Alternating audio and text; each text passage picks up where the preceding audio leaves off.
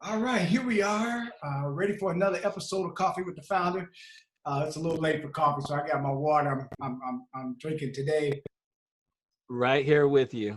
but we do have another special, awesome guest here, a good friend, a colleague, a true brother, Dr. Jandou Chen here, hanging out with us. I'm Dr. Eddie Moore Jr., founder, White Privilege Conference. I go by he, him, and his as my pronouns. And Brother Tim, we're here talking about the White Privilege Conference family to really introduce ourselves to ourselves better. I think a lot of us see each other at the conference, at workshops, but we don't really get to know about the work we do, not only at the conference, but especially after we leave the conference. So I'm glad you're here with us today. Let's start. Can you just introduce yourself? Who are you and what is it that you do? Absolutely, absolutely. Dr. Eddie Moore, Eddie, it's an honor to be here, privileged to be here with you.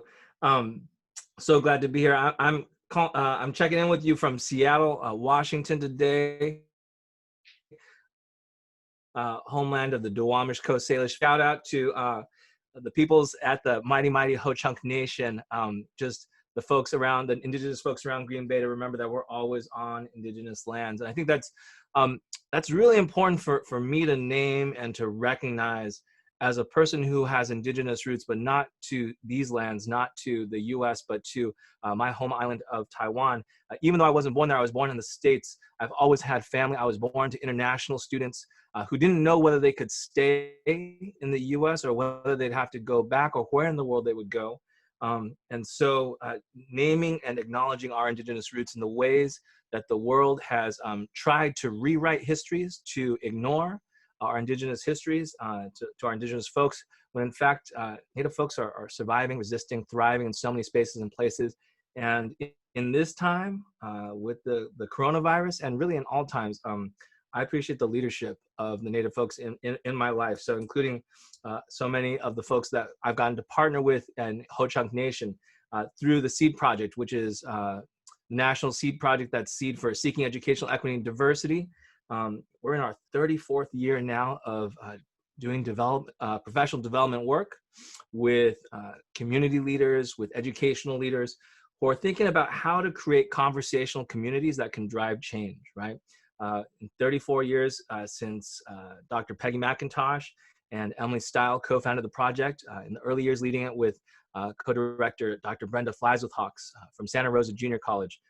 And now I get to be a co-director of the project with Emmy Howe and Gail Cruz Roberson, who are based on the East Coast at Wellesley College. So what we think about is, again, just no matter where we're at, the conversations where we get to reflect and think for ourselves about our own stories, connect with other folks, to be in just relationship with each other, so we can think about what does it mean for each of us to be whole and well and in just relationship, and what is it that we have to do to these systems, right? These organizations, these communities, these schools that we're a part of, to get towards justice. And that's always work that we're going to be doing. Something that we think about is, even if we had justice right now today, there'd still be more work tomorrow, because justice is ever going, it's ever flowing, right? Like a river, right? Like the Palestinian prophet Amos said, and Dr. Martin Luther King Jr. quoted, right? Let justice flow like a mighty river. I love that metaphor, because there's always work to be done today, tomorrow. And what does it mean for us to do this work with joy, right? And to appreciate the goodness of it. So that's just a little bit about me. And I'm so excited to be in this conversation again, Dr. Moore. Eddie. Yeah, I appreciate that river metaphor reminder. What I was going to ask you is, how do you think we're doing? I think COVID-19 has given us a chance to pause as a nation, as a world even, but especially here when we talk about justice and the pursuit of justice here in our nation. How do you think we're doing? You know, I think in so many ways, and I'm going to start with the small, because my folks were grassroots folks. You know, Taiwan, for folks who don't know, we're an island on the west side of the Pacific. We have 23 million folks. We've been colonized, I think, 5, 6, 7 different times, right? And so we've always had to find our justice on our own through our grassroots effort. We had to do it under the radar a lot of times. Even now, most of the world doesn't recognize us as a people, but we're still trying to take care of us, make sure that we're doing right by us and right by other folks as well. So here in Seattle, let me tell you, Eddie, here in Southeast Seattle, I love living in a community where there are so many other Asian folks from so many different spaces and places, right? Whether it's the Toisanese, Cantonese community up on Beacon Hill, whether it's our Desi Sibs who are on the east side and here in Seattle as well, Southeast Asian folks, Hmong, Vietnamese, Cambodian, Laotians, we see each other down here, and it's so important for us to be in community, right? And things that were before, we'd see each other, we'd give each other like a head nod of respect, we'd check in with each other. You know, one thing I think that's so important is for us as folks of color, for us as immigrants, for us as Asian folks, when we see each other, we want to respect that we're not all the same. So pretty quickly we'll say, hey, where your people's from, right? Where your folks from? And it's really different when we as folks of color, especially when we as Asian folks ask each other that, because we're doing it to try to build relationship, to be in just relationship with each other. Because I'm not going to assume that every Asian person has the same story, right? And it's different than when somebody asks us that question with a different tone, which is to say, where you're from because you're not from here and you don't belong here. We're saying, I see you and I want to respect you. I know you're here. I'm here with you. Let's build something together. And for us to build something that honors each other, honors our histories and our communities, we have to shout out where we're from. So I got, so that's something that's really important to me. And even in this time of the coronavirus, I feel that we're doing it even more. The way that we're checking on each other, the way that we check in with our neighbors. Something I love about living here in Southeast Seattle is not just our Asian community, but our African-American, East African immigrant communities. When we go to the store and we say like, hey, I'm heading to Costco. You need anything? Can I pick you up anything, right? We check in on each other. And that's always been true. And I feel like that's even more true now. And I think in spite of all the other things that are happening, which are real and true, and you don't have to spend but 30 seconds on Facebook, on any social media platform, we're still doing what we need to do to be whole and well. I want to honor that and lift that up. So I'm feeling that, and I'm seeing the ways that we are seeking to be in just really, even you all doing this, right? It could have been easy to be like, well, I guess there's no WPC this year. We'll see you next year. But here you are, hearing that this is conversation number 80 that you all record, 80 something. That's incredible, right? And I think that's one of the reasons I've loved WPC so much is I love my folks of color. I love Asian folks. I love other folks of color and white folks seeking justice here in my community that I'm building just relationship with. And then to go to the WPC community to see folks from around the world who are doing things in their local communities the same way. And for us to learn and build something else there, that's powerful. I mean, that's when systems, for me, that's when I think systems really change, when we can build networks like that. Yeah. Now, you really hit me in the heart, though, when you start talking about Seattle, because I spent a good 6 years there and we traded places, you and me. Yeah, reminiscing about some of that community and some of that outreach and collaboration that was there. Of course, there's work everywhere, but definitely always remembering that, particularly as it relates to API, African American, Latinx, First Nation. And I mean, it's just a different kind of diversity experience. What I'm wondering is, with the naming of this virus coming out of the White House, specifically towards Asian Pacific Islander, more specifically towards Chinese folks, how has that impacted the community, and how are folks doing in reference to some of what we're seeing, some anti-Asian kinds of sentiments growing across the nation?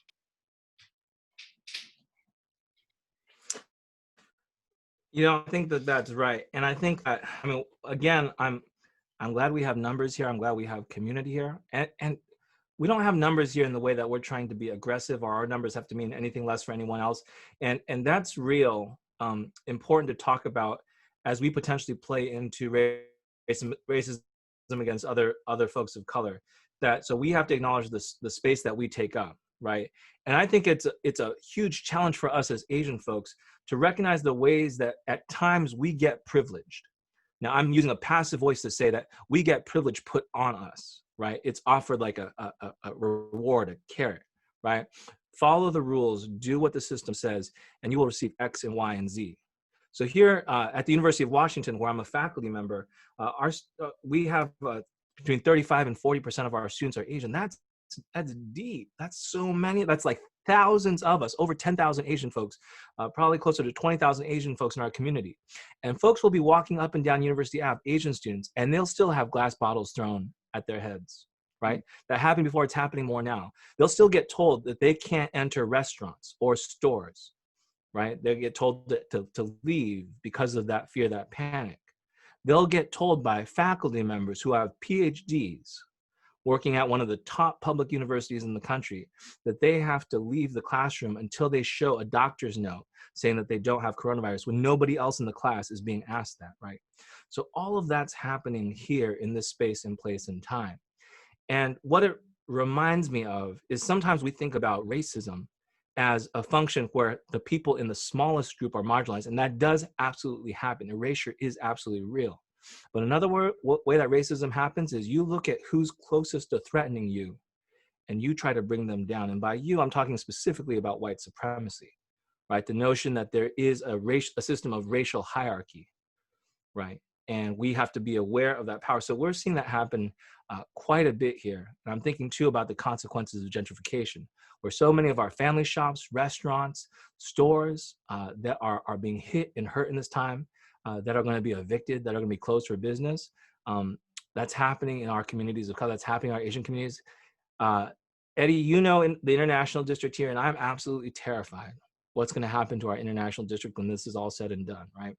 And so there is, I just want to kind of shout out all the community leaders, all the civic organizations that are working, that are brainstorming right now about how to work to keep Chinatown International District, right? And not just the latest community of color to get gentrified out of existence. So that's real. That's part of the struggle we're facing here. Yeah, yeah.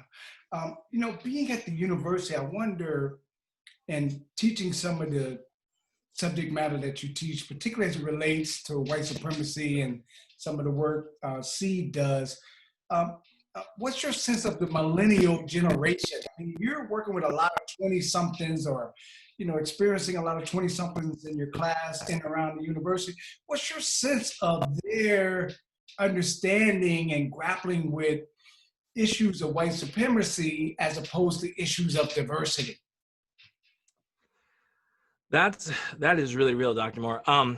Eddie, what we see so often is that the world with the internet, with our university having thousands of students from all over, not just Washington State, but from all over this country and all over this world, is that it's not hard to get diversity.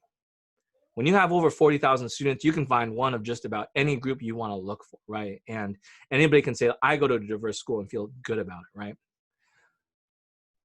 But when we actually think about the history of our past, history that's happening right now, in the way that dog whistles are being used, that rationalizing the treatment of Black and brown folks, of folks of color, of indigenous erasure, right? All that's happening.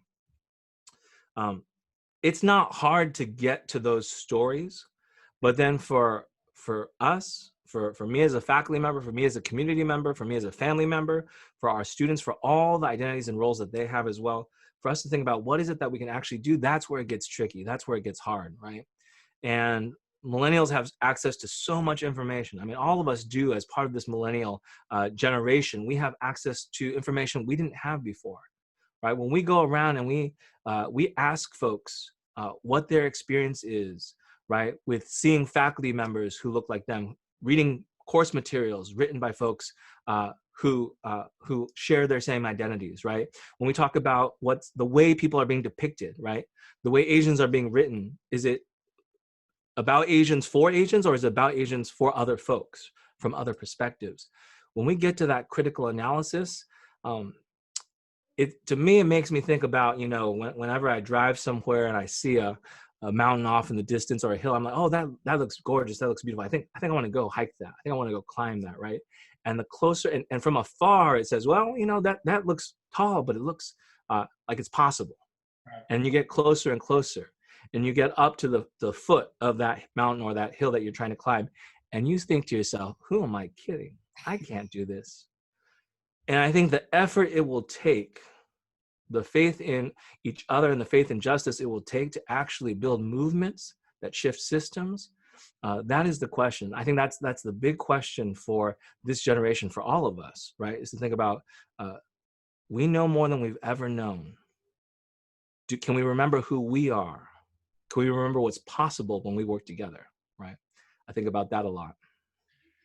So, as I mentioned, we've been essentially brought to a screeching halt in reference to, all things, the way we see things normally operating. However, I, will acknowledge as educators, professors, your wife being a teacher, I mean, I know in many cases y'all have gotten busier Oh, yeah. because of the way things have slowed down. But what I'm wondering and asking you to reflect on, what has this time kind of in quarantine taught you about you? What have you been kind of marinating on as you think about, the work you've done up to this point, and what's next for those of us who are doing the kind of work that we do? Yeah, absolutely. I'm incredibly privileged to be in my position as a faculty member, getting to be a public scholar of sorts, educator, public educator, and it's because the generation above me, they were educators and scholars. The generation above them, scholars, and culturally speaking, Taiwanese culture, there were three ways you got to be a scholar, right? One was that you were born into wealth, and your family had so much money that they had to figure something to do with their kids. So they said, oh, we're going to pay you to be a scholar, right? And it was basically to show you off to other folks. That was one way. The second way was you were a government scholar, right? You worked your way up, you tested your way up, you networked your way up into a position of power, right? Serving the government and whoever was in charge of the government, right? And the third way is that you were a community scholar. You had to think in a way, you had to teach in a way that you benefited those that you were in community with, such that they saw it worth feeding you, providing you with enough resources to house yourself, house your family, right? To care for you, right? In all three of those situations, a scholar is always beholden to the people that put food on the table, that put a roof over your head. And the question is, who's doing that, right? Now, I come from a family that has certain resources, sure, but they're not paying my checks right now. I do apply for grants, and I do serve at an institution that has a particular social kind of position, right? But I try to keep myself humble and hold myself accountable to remember that being a faculty member at a public university means that I'm beholden to my community. That's not just what it means to be a scholar, but try to be a social justice scholar. And I want to emphasize trying. I'm not saying that I'm actually socially just. I'm trying to be accountable to the folks I'm in community with. So with my students, asking, do my students actually have access to the technology, to the resources? Are my materials, are the activities we do, are the questions I ask, are they accessible, right? Am I doing right? Am I in just relationship with each and every one of my students in the teaching team? And that's got to be my commitment, right? And that's frustrating because every day is a new day and there's always more to do. And all the injustices that were true before are still true now, right? And we have to figure out a way in our classes, in our departments, in our universities, in our society, right? This is a real gut check about who is it that we're trying to be? Who is in our community, right? What do we mean by that? I think that's a huge question. I think that's been the question of America from day one, Eddie, is when we say liberty and justice for all, the greatest check is who is in that for all. Yeah. Because are those words that are just kind of pie in the sky? Or is that actually something we're committed to live by, right? Or to seek and strive for, make right when we haven't done right in the past, right?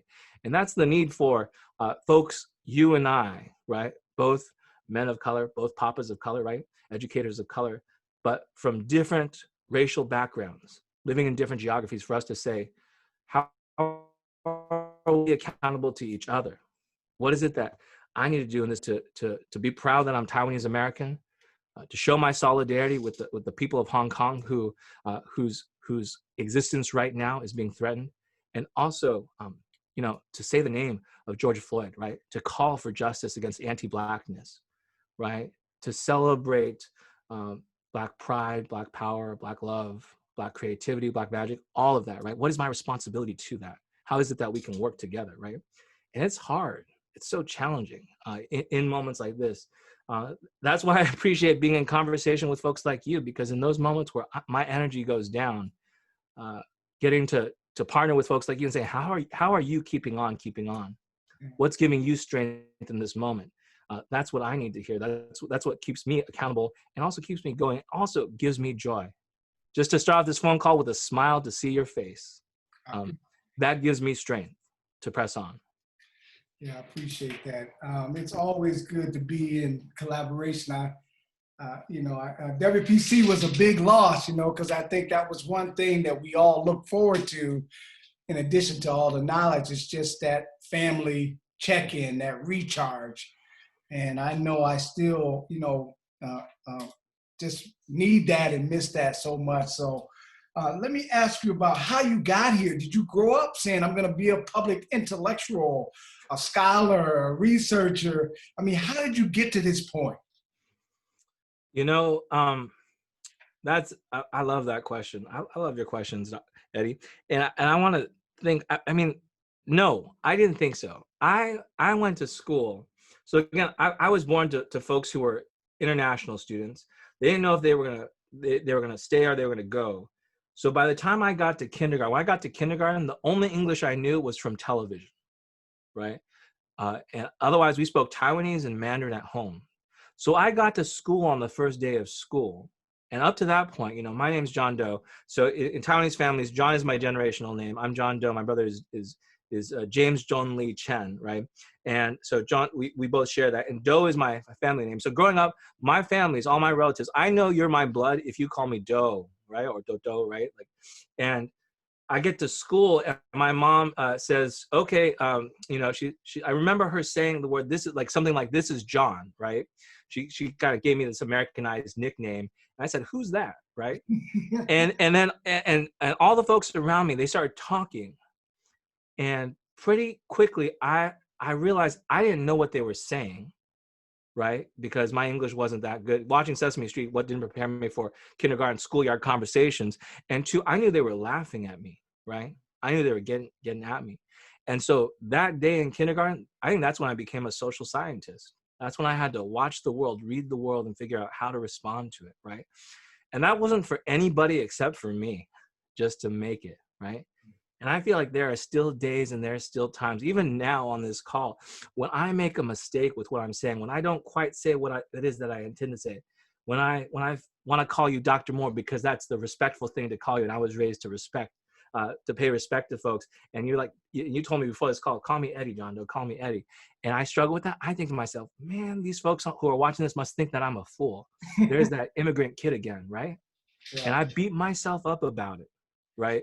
And I've been in places and spaces to be a scholar of what whiteness looks like, what white supremacy looks like, to see a person who's a native English speaker, especially a white English language speaker, to see them speak and to make mistakes. And I'll kind of gently say, I'll say, oh, did you mean to say this, right?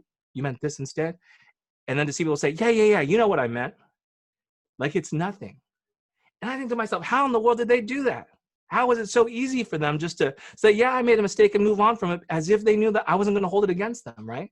And here I am thinking, I'm going to lose my job. I'm going to lose this next paycheck. I'm not going to get another chance to talk to Eddie because I made these mistakes, right? That imposter syndrome is so real, right? And it impacts me. And I think for me, my whole life, one of the worst messages my folks gave me was, don't ever let anybody work harder than you, Jondou. Never be the person who's putting any less effort than anybody else. And that's the blessing in that, is that I know how to grind. I think folks of color, we know how to grind, right? Because of what we've had, having to work twice as hard to get half as far is something that's deeply familiar to me. And it's one of those moments that I've connected with other folks of color around. But at the same time, my spirit and my soul and my body, sometimes I look at how worn out I am. And I wonder to myself, how am I going to keep on keeping on, right? And what happens is, am I just learning how to survive in the system? Or am I trying to shift the system? Am I working to shift the system? And why am I playing into, right, the xenophobic, this nativist piece that my parents gave me, which is, if you don't work your tail, if you don't give them a reason to let us stay, they're going to kick us out. Even though I was born here, they still gave that message to me, right? And it's painful, and I'm working through that. And my parents did it because they loved me. That's the part of the hardest part about this. They loved me to give me, and they gave me that tough message. And it was a bit of a poison pill too. So how to hold all of that is part of what it means for me to be an Asian American, to be a kid of immigrants, right? Kid from an immigrant family, right? So that's just, I think thinking through these situations, sharing stories. I grew up, because my folks knew, especially my grandparents who helped take care of me while my folks were working all the time, right? They knew I was never going to read about Taiwan in any American textbook. I was never going to read something by a Taiwanese author assigned by any faculty. I was never going to see a Taiwanese professor, right? Or teacher. So they made sure I knew our stories. They would take me places, and they would teach me to see the world they saw it, right? To pick the ripe fruit, to check the water condition, to look for the weather, right? To show me how to talk to other folks, to show respect, to be in good relationship. I appreciate all that. And just to remember in our families, right?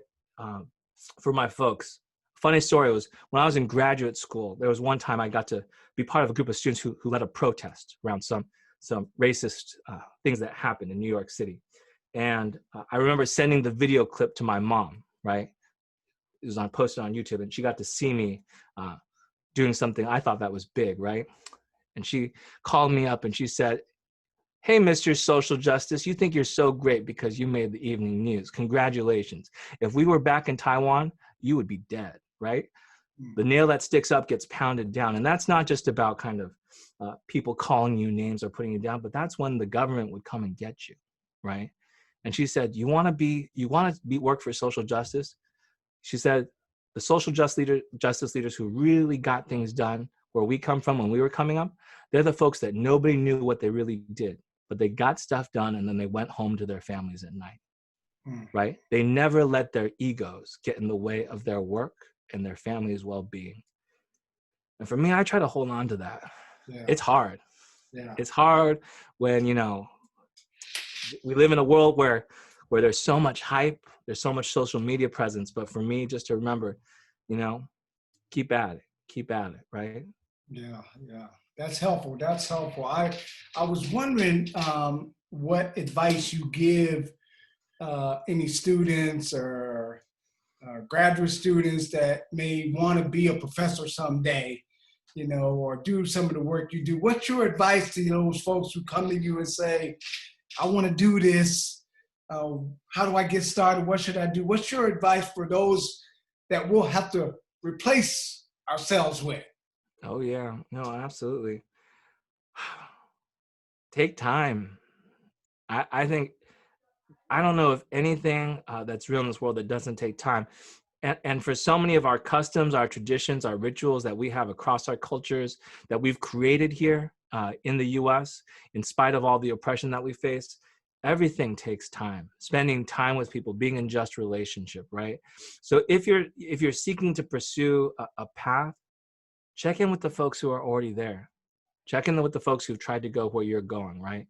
Try to be in good relationship with them. I haven't always, and it's something that I do feel bad about in my life is trying to learn how to say I'm sorry, or to practice being in good relationship, and also knowing how to take care of yourself and recognizing that sometimes you have to roll back, right? In order to move forward again, right? To think about that. Know your why, know your stories. I once had a faculty member who was disappointed that I was so civically engaged, so politically active. And they said, Jondou, until you publish more papers, you'll be nothing, right? This was a faculty member of color, by the way, who said this to me. Until you publish papers, you haven't done anything as an academic. You won't be anything, right? And I remember in that moment finding my voice. It's funny because of all the things that they told me that would happen when I got a doctorate, I didn't realize that this would be the best test I faced. Because I remember saying, excuse me, I recognize that that might be your truth, and that might be how you see me. But before I ever started this doctorate, I had already done X and Y and Z. I'd already been this to my family. I've already tried to seek to do this in my community. And before I get any titles or anything else, I have somebody who I need to be to my blood, to my community, to my people, to be in just relationship with other folks seeking justice. And I had to remember that. And if me holding true to those means that I won't be successful in this space, then I guess it's not meant to be, right? And being okay with that, recognizing that, you know, I grew up watching a lot of movies, reading a lot of books, lifting up heroes, right? Even in our spaces, even in our movements. And I've thought to myself, I'll be honest, I've thought to myself, like, man, that'd be cool to be one of those folks, right, whose names gets recognized. And learning just to say, kind of, is that why you're doing this? Yeah. Right? Is that why you're doing this? And just to stay humble, and then to recognize that even when you get there, you might lose it all, right? I 5 years ago, we were talking about this before we started recording. 5 years ago, when WPC was down in Louisville, I got to go over to the Muhammad Ali Center, and that was an incredible place, incredible conference, an incredible place. And there was this quote from Muhammad Ali that I needed at that moment because I was getting burnt. I was feeling really alone in my racial justice work. I kept thinking to myself, man, I'm committing so much effort to racial justice for other folks. When is anybody going to do anything for me, right? And there was this quote from the man himself, Muhammad Ali. He said, why should they ask me to put on a uniform and go 10,000 miles from home and drop bombs and bullets on brown people in Vietnam, while so-called Negro people in Louisville are treated like dogs and denied simple human rights? No, I'm not going 10,000 miles from home to help murder and burn another poor nation simply to continue the domination of white slave masters of darker people the world over. This is the day when such evils must come to an end. I have been warned that to take such a stand would cost me millions of dollars. But I have said it once and I will say it again. The real enemy of my people is here.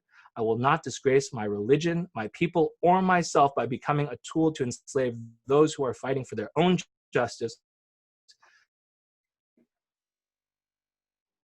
If I thought the war was going to bring freedom and equality to 22 million of my people, they wouldn't have to draft me. I'd join tomorrow. I have nothing to lose by standing up for my beliefs, so I'll go to jail. So what? We've been in jail for 400 years. And I thought to myself, dang, Jondou.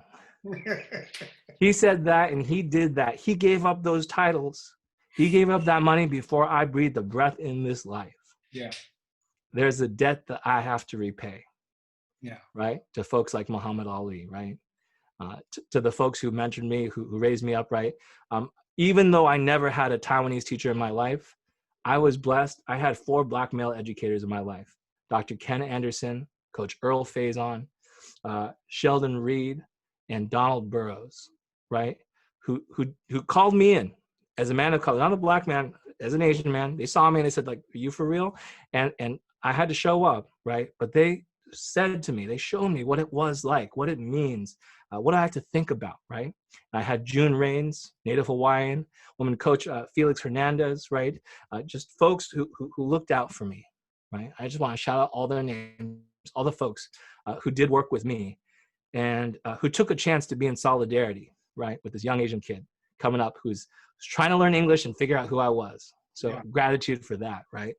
Gratitude to you too, right? And the WPC family for the way that this has been a space to have hard conversations, deep conversations, powerful conversations about who it is that we are, what we've been through, and what we're trying to be. Yeah.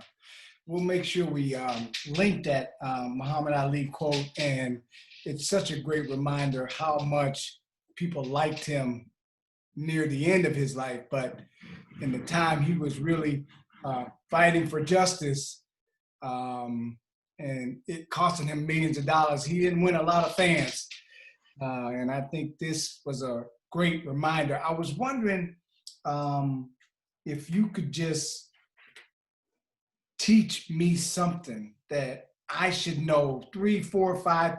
If you had a PSA to do on Taiwan that everybody should know, because I mean, essentially, I know nothing outside of the minimal amounts of information, if any, got sprinkled into my American education, and that's just not been a path I've traveled. And I like to think I'm not alone, and I'm hoping some folks who are watching and listening could benefit from just a few nuggets. What would you share with them in reference to that? I appreciate that question so much. And for my Taiwanese folks, you should know that I'm one of 23 million Taiwanese folks on Taiwan and spread out all over the world. And one thing I love is that being Taiwanese means something different for all of us, right? Something I love about culture is that, my favorite Taiwanese dish doesn't have to be the same as my brother's favorite Taiwanese dish, doesn't be the same as my sister's, doesn't have to be the same as yours, right?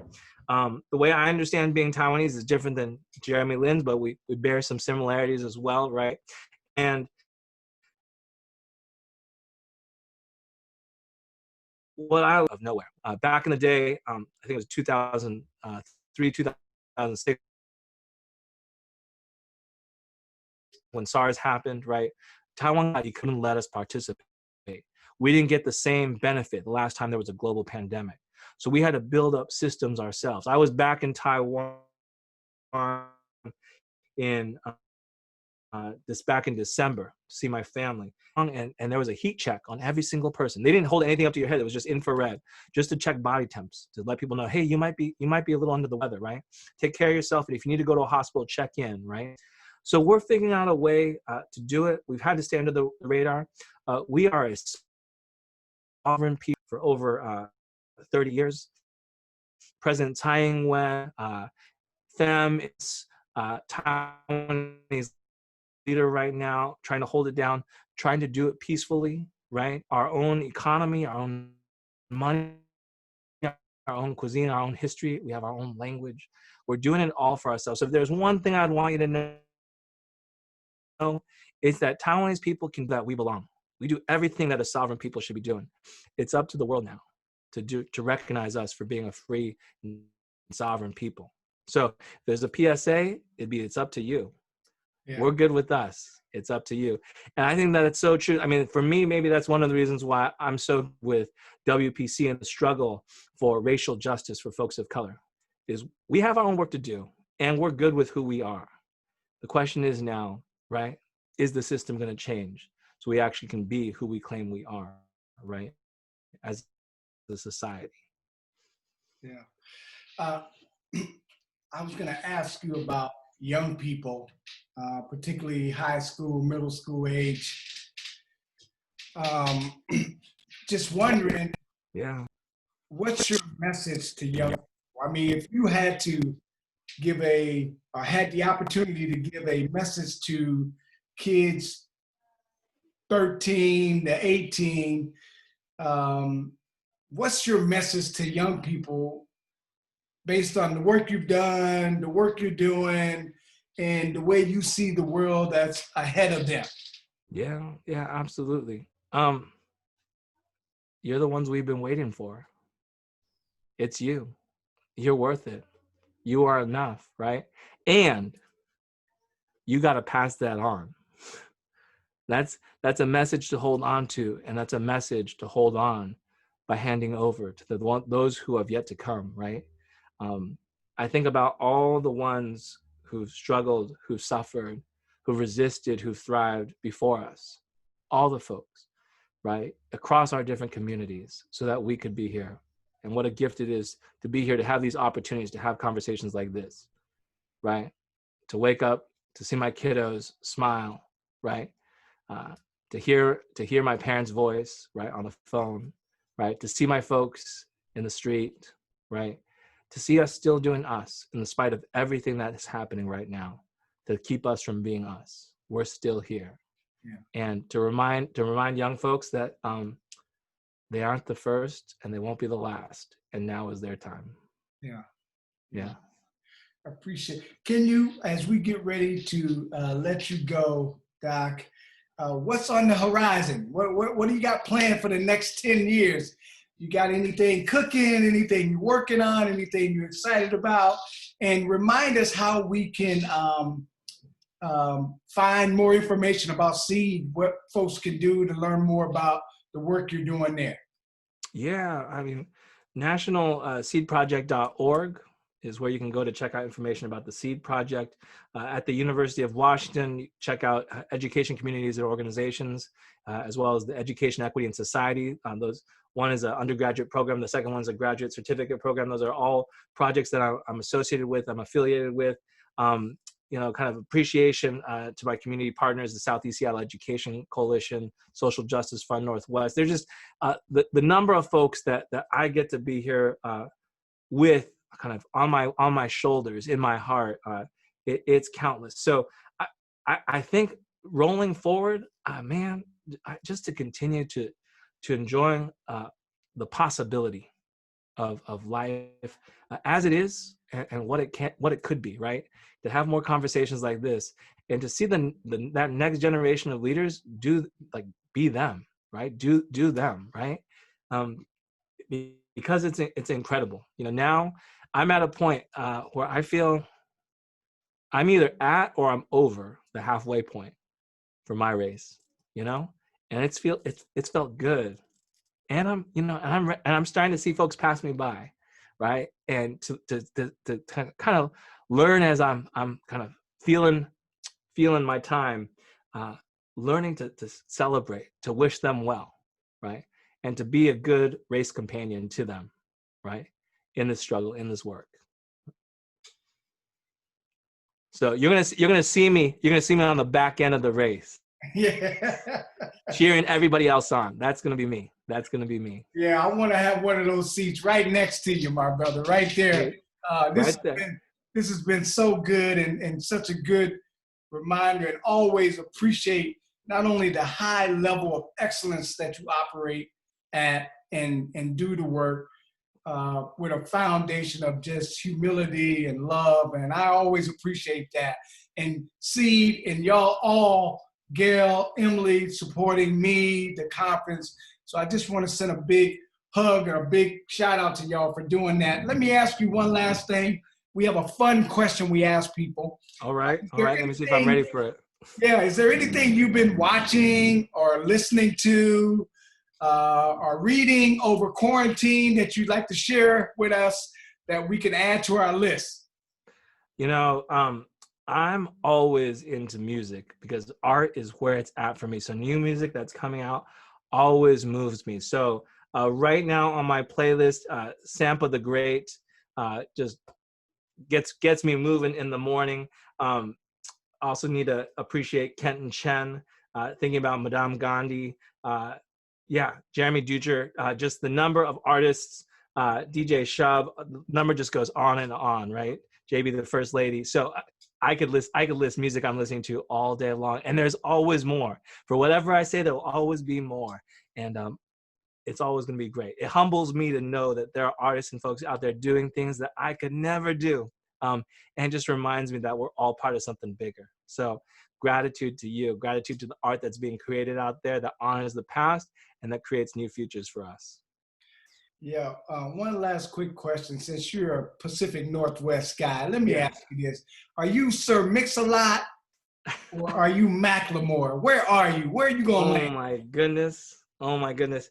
I gotta say, if you want to shout out to a Pacific Northwest artist that I'm appreciating right now, Kalina Lawrence, right? Kalina Lawrence from across the Puget Sound over here is doing music while uplifting the Coast Salish folks. Check out her music on YouTube. It's incredible. Okay, we'll definitely add that. Doc, we appreciate it.